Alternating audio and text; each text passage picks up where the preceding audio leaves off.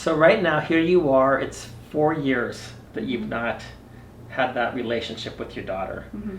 Is there any hope in sight right now? I don't see any right now. I mean, I reach out to her and she doesn't respond back, but maybe one day she will. And I'm still advocating for her. Yeah, yeah.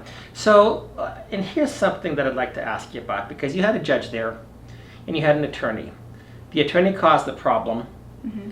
I always would tell my kids, if you make a mess, you clean up the mess. Right. If you cause a problem, you try to fix it. You may not be able to fix it, but you make attempts to do so. This attorney, what was her name? Her name was Amanda Harris. So do you think Amanda Harris has an obligation to try to bring some type of reconciliation? And I'm going to say pro bono for free. I think so. I think that yes, I do. Do you think that if she doesn't, that she should be disbarred? I do. She tore up a family on purpose and then withdrew within a month and left us in shambles. Mm-hmm. Yeah. And how about the judge? What are your thoughts about the judge? I don't think you really want me to say that, but okay. Anyway, I think he is unethical. Actually, let me just tell you something that he said. And he said that, I've made mistakes with my own children. I don't need to make mistakes with other people's children.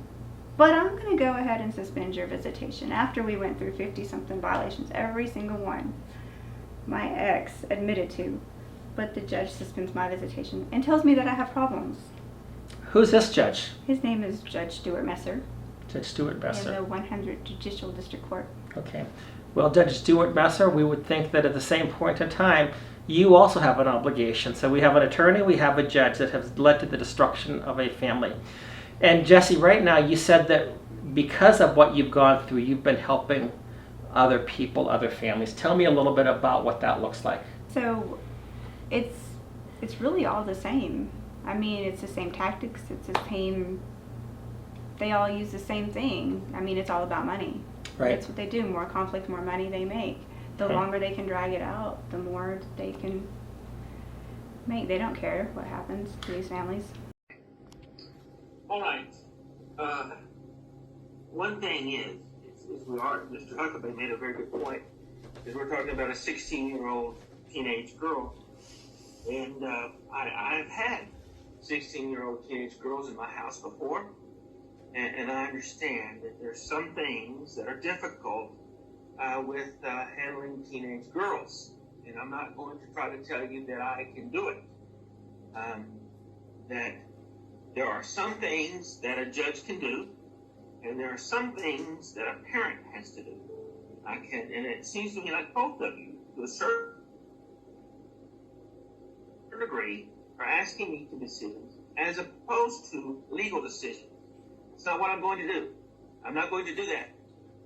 Whether or not you have a phone in your house, unless you can show me how it's a danger, that's going to be between you and your daughter.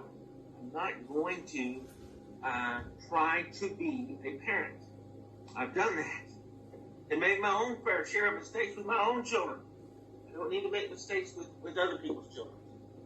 However, I do control things like possession and access and things like that. And so, as far as Mr. Huckabee's motions for contempt, I'm going to take them, each of them, all of them, under advisement. I'm going to take his request for attorney fees under advisement. I am, on a temporary basis, going to suspend visitation between Haven and her mother. I am ordering that Miss Bailey and Haven be in counseling together with a counselor. Mr. Wood can do it, and I know that sometimes counselors take the position that if I am counseling with one person individually, I don't want to be the joint counselor. That's kind of different counselors are different ways. If he doesn't think he can do it, then I am ordering another counselor, and that the two counselors will communicate with each other. I am ordering that, so that they're not worried about HIPAA and those kind of things.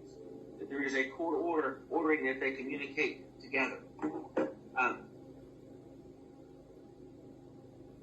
Now then, again, I know that there are teenagers, juniors in high school have very busy school schedules.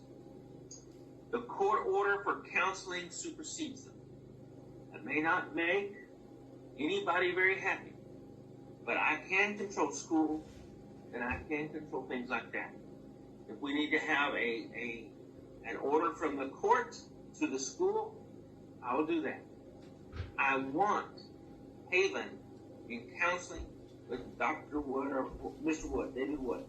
I want Miss Bailey and Haven to be in counseling together. Now, Miss Bailey, I know that you're wanting me to order Haven to just go live with you. You've asked it then, and I'm finding at this point in time that is not in her best interest at this time. You have some work to do as a mother to repair your relationship with your daughter. And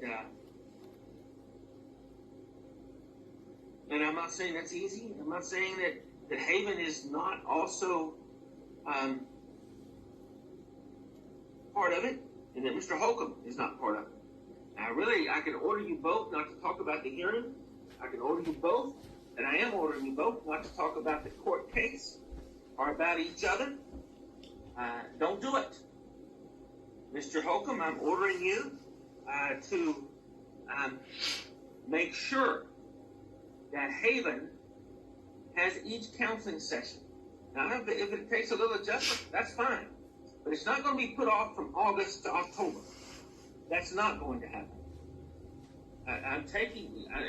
Mrs. O'Brien will explain to you what it means when I say that I am taking things under advisement. And I think she'll explain to you very well what that means.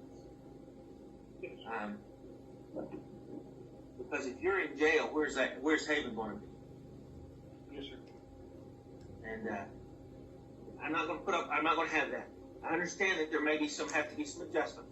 I understand that. But from August to October is ridiculous.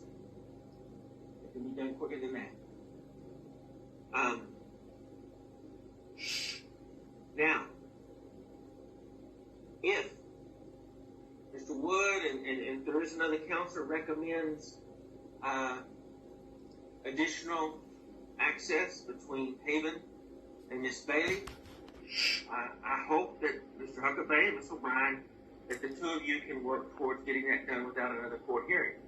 Now, if it can't be, if there's a reason why, hey, we know what the doctor said, but he doesn't understand this part, I will listen. I will.